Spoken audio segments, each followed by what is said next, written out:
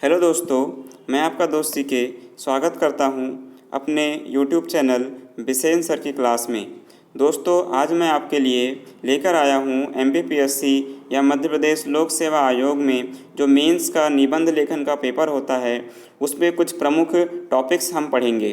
तो आज शुरू करते हैं पहला टॉपिक से, जिसमें है महिला सशक्तिकरण एवं सुरक्षा। तो इसके विषय में आज हम जानते हैं।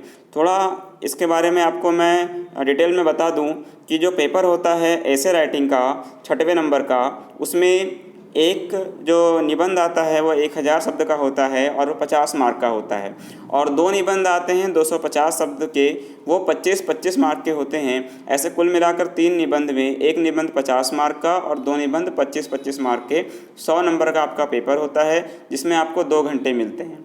तो इसमें आज मैं एक शॉर्ट निबंध है 250 वर्ड की, इसमें आपको मैं शुरू करूंगा। चलिए शुरू करते हैं महिला सशक्तिकरण एवं सुरक्षा पे टॉपिक से। तो पहले जानते हैं कि इसमें क्या क्या आउटलाइन हमें पढ़ना है। थोड़ा सा आपको और बता दूं कि आउटलाइन जो है हमें अपने केवल दिमाग में रखना है। जब हम पेपर में जाते हैं तो मेंस के कॉपी में हमें आउटलाइन नहीं लिखना है केवल, और ना ही हमें हेडिंग लिखना है। हेडिंग मतलब जो आउटलाइंस होती है केवल हमें पैराग्राफ पैराग्राफ बनाकर ही लिखना है। ठीक है, यहाँ मैं आपको केवल समझाने के लिए बता रहा हूँ। ठीक है, आपको पेपर में आउटलाइन नहीं लिखना है, केवल पैराग्राफ राइटिंग करनी है। चलिए आगे बढ़ते हैं। तो पहला है अर्थ और परिभाषा, यानी महिला सशक्तिकरण का अर्थ क्या है और परिभाषा क्या है। उसके बाद महिला सशक्तिकरण क्यों आवश्यक है। दूसरा, भारत में महिला सशक्तिकरण की स्थिति क्या है। अगला है महिला सशक्तिकरण के समक्ष चुनौतियां क्या क्या है। और लास्ट है महिला सशक्तिकरण हेतु तो सुझाव क्या क्या है। चलिए शुरुआत करते हैं। पहले आप बता दूं कि सशक्तिकरण जो शब्द है ये अंग्रेजी भाषा के शब्द एम्पावरमेंट का हिंदी रूपांतरण है। एम का मतलब होता है इन या में, ये एक फ्रांसीसी वर्ड है दोस्तों। इसका मतलब होता है इन या में, यानी महिलाओं के अंदर की बात करें, जो महिलाओं के अंदर जो ताकत पाई जाती है, शक्ति पाई जाती है, उसे बोलते हैं सशक्तिकरण।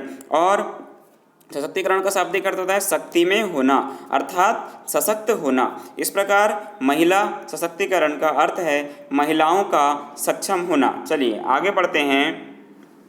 महिला सशक्तिकरण से तात्पर्य ऐसे विचारधारा से है जो महिलाओं को आत्मनिर्भर बनाने, उन्हें आत्मनिर्णय का अधिकार प्रदान करने, समाज में समता आधारित भागीदारी सुनिश्चित करने का समर्थन करती है। इसमें 3 कीवर्ड आपको याद रखने हैं। पहला है आत्मनिर्भरता, दूसरा है आत्मनिर्णयन और तीसरा है समाज में समता व भागीदारी। चलिए आगे बढ़ते हैं। महिलाएं समाज में आधी आबादी का प्रतिनिधित्व करती है। जैसे कि आप जानते हैं कि यदि हम पूरे भारत की बात करें तो लगभग आधी आबादी जो है वो महिलाओं की है। मध्य प्रदेश में भी लगभग वही हाल है। ठीक है, 376 यानी 3.76 करोड़ जो है वो पुरुषों की आबादी है और 3.50 करोड़ वो महिलाओं की हैं। लगभग आधी आबादी की महिलाएं हैं। ठीक है, महिलाओं का अपर्याप्त प्रतिनिधित्व लोकतंत्र की मूल भावना के विपरीत है। जैसे कि आप जानते हैं, यदि हमने पुरानी रूढ़िवादी परंपरा को अपनाया और महिलाओं को आज़ाद नहीं किया या उन्हें स्वतंत्र रूप से जीने नहीं दिया, तो जो हमारी कहना चाहिए डेवलपमेंट है हमारे समाज का, वो ठीक से नहीं हो पाएगा और हमारे देश के जो अर्थव्यवस्था है वो भी ठीक से नहीं बढ़ पाएगी। उसके बाद एक पॉइंट यदि आपने छोड़ दिया हूँ मैंने, लैंगिक समता स्थापित करने के लिए। लैंगिक समता बहुत ज़रूरी है दोस्तों। लैंगिक समता से ये होगा कि देश का विकास पर्याप्त मात्रा में होगा, और यदि हम महिलाओं को आज़ादी नहीं देते हैं तो हमारा केवल पुरुष वर्ग ही काम करेगा और उससे जो देश का विकास है वह अपर्याप्त होगा। चलिए आगे बढ़ते हैं। समावेशी विकास महिलाओं की भागीदारी के बिना असंभव है, जैसे कि मैंने आपको पहले ही बताया। आगे बढ़ते हैं।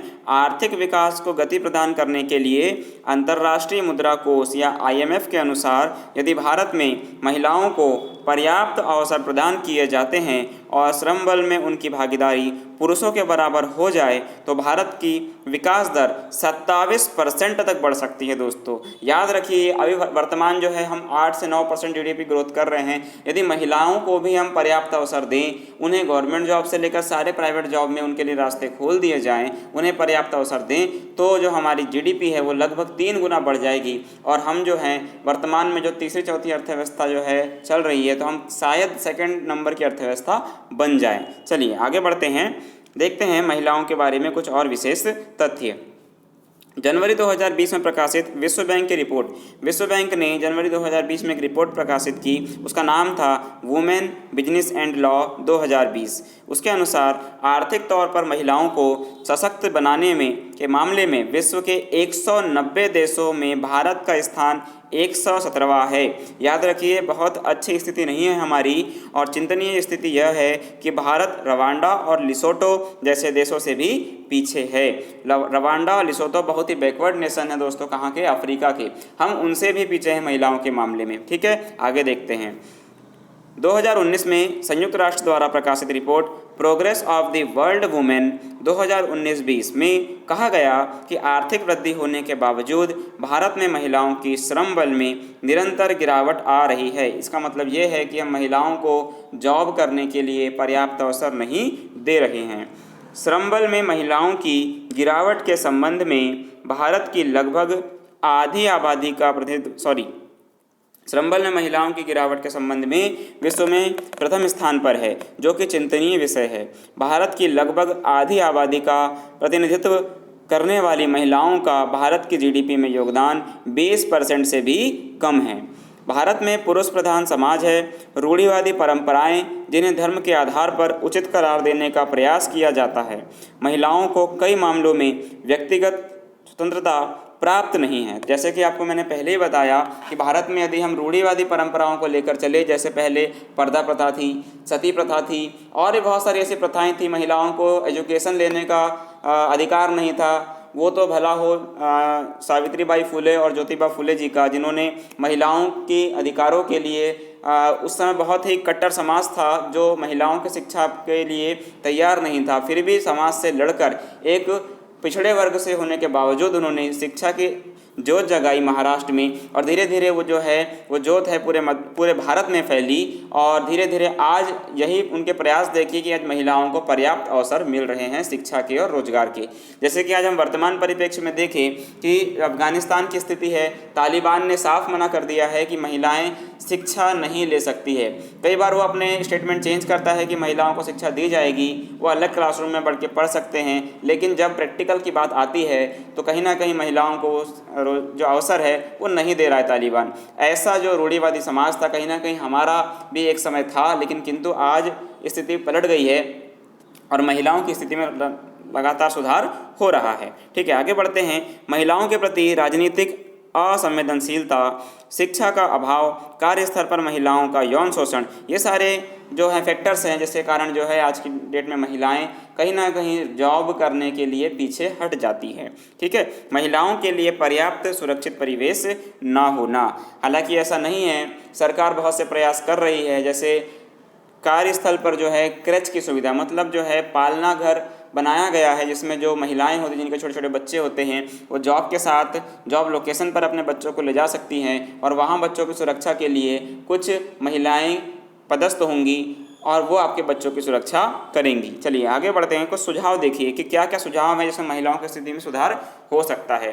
तो पहला है प्रारंभिक शिक्षा तथा उच्च शिक्षा को बढ़ावा देना, यानी महिलाओं को शिक्षा का पर्याप्त अवसर देना। उसके बाद है वैज्ञानिक सोच को बढ़ावा देना, महिलाओं से जुड़े अपराधों का त्वरित निपटारा, कार्यस्थल पर महिलाओं के लिए सुरक्षित वातावरण निर्मित करना, लैंगिक समानता विरोधी गतिविधियों पर अंकुश, यानी जो लोग महिलाओं को पुरुषों के समान नहीं मानते, ऐसे में क्या होता है कि हमारे समाज में कई ऐसे वर्ग हैं, जैसे राजस्थान में देखिए, हरियाणा में देखिए खाप पंचायत चलती है, वहाँ महिलाओं की स्थिति बहुत अच्छी नहीं है, तो बस उसके हमें समाप्त करना है दोस्तों। चलिए अगला पॉइंट पढ़ते हैं। महिलाओं को संसद एवं राज्य विधानमंडल में 1/3 आरक्षण देने वाले लंबित विधेयक शीघ्र पास किए जाएं।